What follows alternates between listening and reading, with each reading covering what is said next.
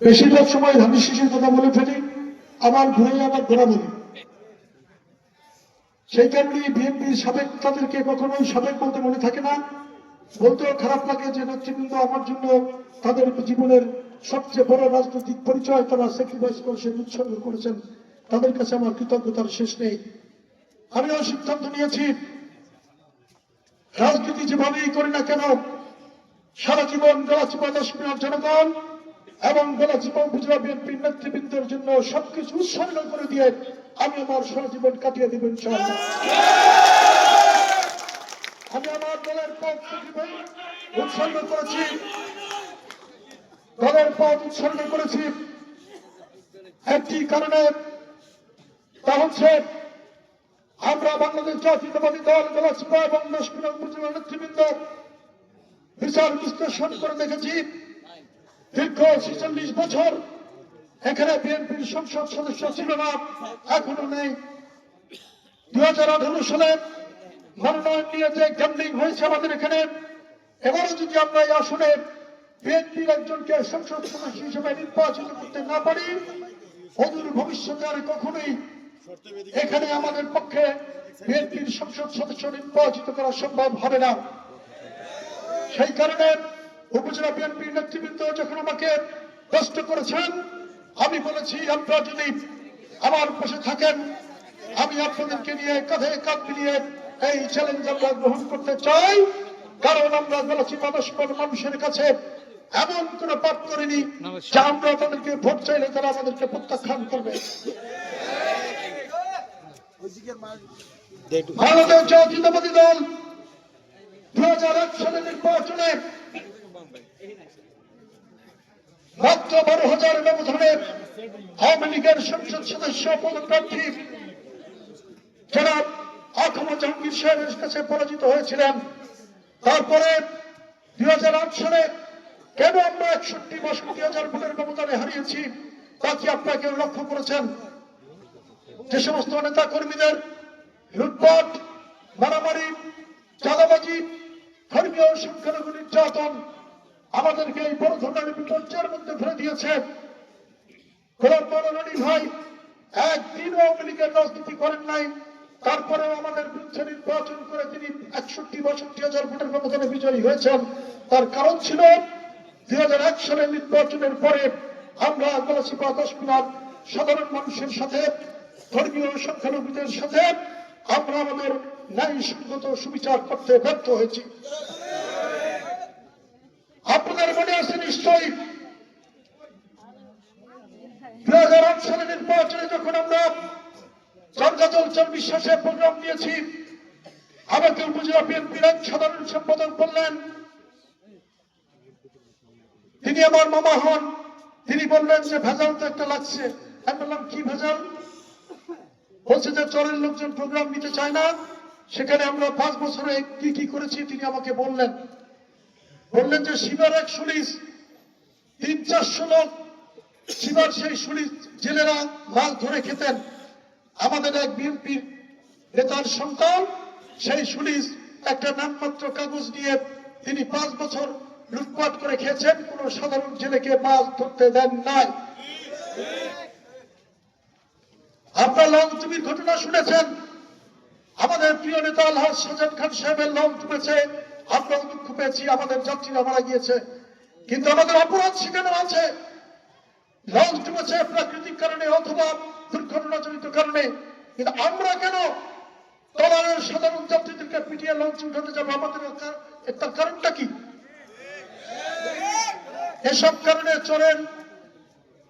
চর মিলিয়ে 137 জন এবং সরকারি হিসেবে 87 জন আমাদের সন্তানরা, আমাদের মা বোনেরা এবং আমাদের ভাইরা জীবন দিয়েছে সেই লঞ্চ ডুবিতে।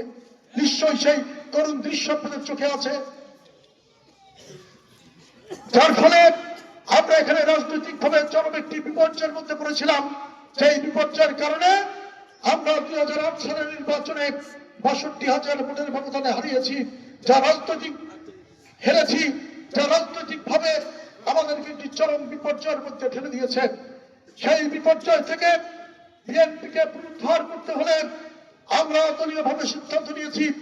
আপনারা দেখেছেন যে গলাচিপা 10 মিনার প্রত্যেকটি ইউনিয়ন বিএনপির নেতৃবৃন্দ, থানা বিএনপির নেতৃবৃন্দ, পৌর বিএনপির নেতৃবৃন্দ, ওয়ার্ড বিএনপির নেতৃবৃন্দ, তারা কঠোর হাতে এবং স্পট কথিত দৃঢ় ঐক্য নিয়ে সিদ্ধান্ত নিয়েছে যে কোনো ভাবেই হোক এই চ্যালেঞ্জ আমাদেরকে গ্রহণ করতে হবে, তা না হলে এখানে বিএনপির অস্তিত্ব থাকবে না। আর যারা বিএনপির নাম ধরে, জনাব আলহাজ শাহজাহান খানের নাম ধরে যারা ট্রাকে উঠেছে 2008 সালের নির্বাচনে, আমিও আলহাজ শাহজাহান খানের মঞ্চে ছিলাম, মাসুম ভাই ছিলেন, সিদ্দিক ভাই কিছু কিছু প্রোগ্রামে ছিলেন। উনি আবার মোশাররফ ভাইয়ের এলাকায় বেশি সময় দিয়েছেন, কারণ ওই আসনটি আমাদের জিতার সম্ভাবনা ছিল। এই সমস্ত নেতাদের 2008 সালের নির্বাচনে আলহাজ শাহজাহান খানের মঞ্চে ওঠা নিষেধ ছিল, সব নিষেধ, কারণ তাদের অপকর্মের কারণে আলহাজ শাহজাহান খানের রাজনীতিতে বড় ধরনের ক্ষতি এবং বিপর্যয় এসেছিল। আজকে তারা বিএনপির ব্যানার লাগিয়েছে। যে সমস্ত নেতারা ট্রাকে উঠেছেন, ট্রাক যদি বিজয়ী হয় তারা আর বিএনপিতে ফিরে আসবে না, কারণ ট্রাকেই তাদের মাল আছে, বিএনপিতে তাদের কোনো খাওয়ান থাকবে না। তখন বিজয়ী হয়, আল্লাহ যদি ভাগ্যে রাখেন বিজয়ী হব, পরাজিত হলেও আমরাই বিএনপি করব, আমরাই বিএনপির মূল শক্তি। যারা ট্রাকে গিয়েছে তারা লজ্জার মাথা খেয়ে গিয়েছে। সিদ্দিক ভাই বলেছেন যেহেতু আমি প্রার্থী, আমি আর মুখে বললাম না। ইদানিং আমাদের ভাই বোনরা এবং আমাদের নেতা কর্মীরা বলছেন আমার বক্তব্য নাকি বেশি চড়া হয়ে যাচ্ছে, সমালোচনা বেশি হয়ে যাচ্ছে, সেই কারণে আমি আর বেশি কিছু বললাম না। আমরা উন্নয়নের কথা বলবো, আমরা উৎপাদনের কথা বলবো। এই পানপট্টি একটি গুরুত্বপূর্ণ ইউনিয়ন, মুক্তিযুদ্ধের স্মৃতি বিচরিত পানপট্টি ইউনিয়নকে রক্ষা করার দায়িত্ব আমাদের আছে। আমরা পানপট্টি ইউনিয়নের ভাঙনের ব্যাপারে, ভাঙন রোধের ব্যাপারে আমরা অনেক বড় ধরনের প্রজেক্ট নিব এবং পানপট্টি ইউনিয়ন ভাঙন রোধের পাশাপাশি আপনারা দেখেছেন যে আবতার কাজ শুরু হয়েছে। এই আবতার কাজের প্রজেক্ট যদি বাস্তবায়ন হয়, অনেক বিশেষজ্ঞরা বলেছেন, পরিবেশবিদরা বলেছেন যে দক্ষিণ পানপট্টিতে ভাঙন রোধের পাশাপাশি এখানে পর্যটন কেন্দ্র গড়ে ওঠার সম্ভাবনা আছে। এই পানপট্টিকে আমরা গড়ে তুলতে চাই, পর্যটকদেরকে দেশি এবং বিদেশি পর্যটকদেরকে আকৃষ্ট করার মতো পর্যটন কেন্দ্র আমরা দক্ষিণ পানপট্টি অঞ্চলে গড়ে তুলতে চাই। আপনারা দেখেছেন একটি কথা আছে যে নিকৃষ্ট মানের নির্বাচিত সরকারের চেয়েও উৎকৃষ্ট মানের অনির্বাচিত সরকার খারাপ। তার কারণ তাদের জনগণের কাছে কোনো দায়বদ্ধ থাকে না। স্কুল কলেজগুলো দেখছেন রাস্তাঘাটের কি অবস্থা, গত 1.5 বছর ধরে তেমন কোনো উন্নয়ন হয়নি।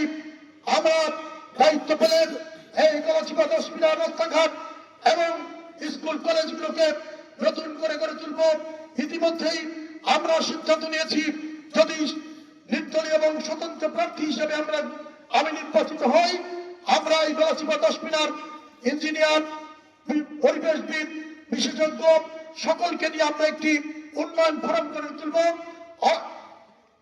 ইতিমধ্যেই তারা কাজ শুরু করেছেন এবং তাদের কাজের মধ্য দিয়েই, তাদের প্রস্তাবের মধ্য দিয়েই আমাদের একটি নির্বাচনী ইশতেহার প্রকাশিত হবে। সেই ইশতেহারের মধ্যেই আপনারা দেখতে পাবেন আগামী 5 বছরে আমরা কি কি উন্নয়ন পরিকল্পনা গ্রহণ করেছি। যদি আপনাদের কাছে কোনো মতামত থাকে আমাদের নেতৃবৃন্দের কাছে আপনারা সেই মতামত দিতে পারেন। খুব তাড়াতাড়ি আমাদের ইশতেহার প্রকাশিত হবে এবং আপনাদের সামনে, গণমাধ্যমের সামনে আমরা সেই ইশতেহার প্রকাশ করবো ইনশাআল্লাহ। সংগ্রামী বন্ধুরা, আমি আওয়ামী লীগের নেতৃবৃন্দ অনেকেই এখানে আছেন বলে আমি বিশ্বাস করি। আমি ভোট চাইতে গিয়েছি বিভিন্ন জায়গায়, পরিচিত আওয়ামী লীগেরদেরকে জিজ্ঞেস করেছি ভাই আপনাদের দল তো নেই, আপনারা কি করবেন? আমি দেখলাম তাদের চোখ দিয়ে পানি ঝরছে। আমি বললাম ভাই আমাদের কি অপরাধ, আমরা কি আওয়ামী লীগ নিষিদ্ধ করেছি? তারা বললেন না ভাই আপনারা নিষিদ্ধ করেন নাই। যারা এখন আমাদের ঠিকাদারি নিয়েছে যে আমাদেরকে তারা দেখবে, আমাদেরকে রক্ষা করবে, তারাই আমাদের দল নিষিদ্ধ করে আমাদেরকে এতিম করে দিয়েছে। তারা বলেছেন আপনিও এতিম, আমরাও এতিম, গলাচিপা 10 মিটার বিএনপি তিন তারা পথ হারা আমরা সকলে মিলেই আমরা এখানে বিজয় ছিনিয়ে আনবো ইনশাআল্লাহ।